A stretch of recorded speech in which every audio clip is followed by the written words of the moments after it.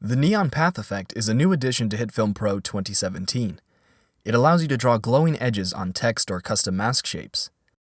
I'm Javert Valbar for inScapeDigital.com, and today I'm going to be showing you how to use this effect to create this futuristic-looking sign.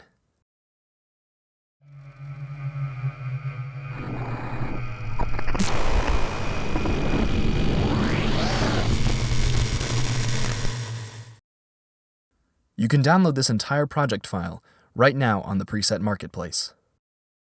Let's begin by creating a new text layer, and I'll make it 1920 by 800.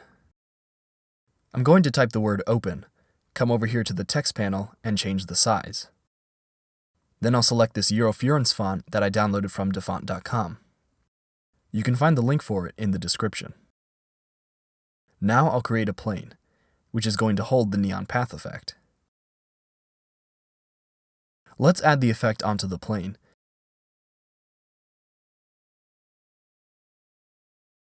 And in the controls panel, set the path from to text, and the layer to the text layer.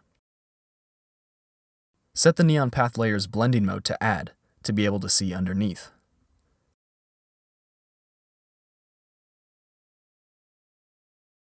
To make the path grow, put your timeline at the beginning and hit the keyframe button for evolution and extension, and make sure they're both at 0. Skip to about halfway, and set the extension to 100%. Then go to the end, and set the evolution to 1 times.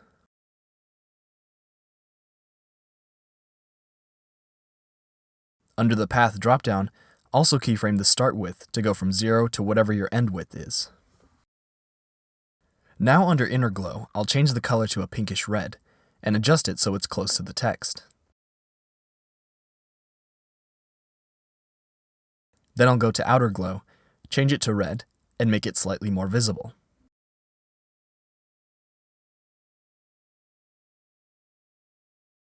The text in the final composite is more filled in because I allowed the original white text layer to show through. I keyframed the opacity from 0 to 100 once the neon path had finished creating a solid outline.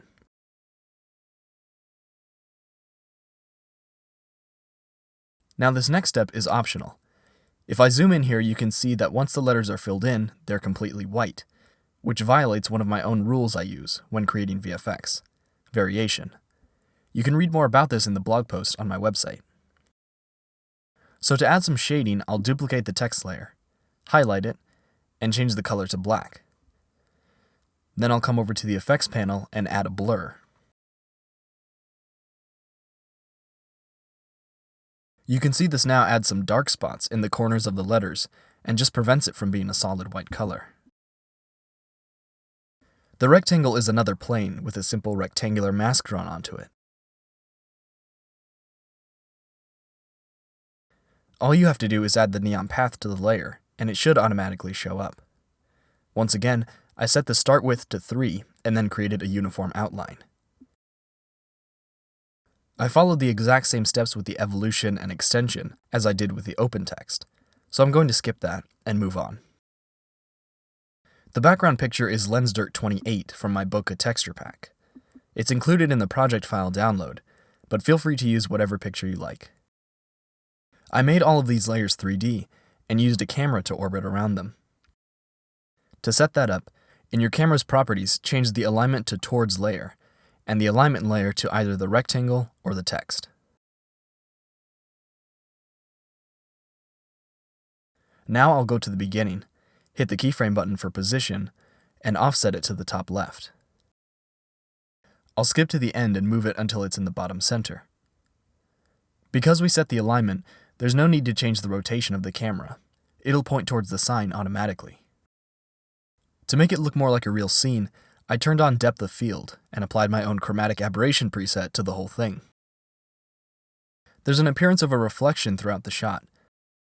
I created that by finding this picture of a street and putting it at the top of my timeline. I then added the 360 video viewer effect, which used to be named environment map viewer. I resized it and dropped the opacity. The effect took care of the movement because of the camera we used already.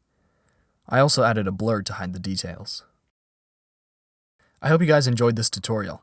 Please let me know if you have any questions in the comments below. Don't forget to download the project file and give it a try yourself.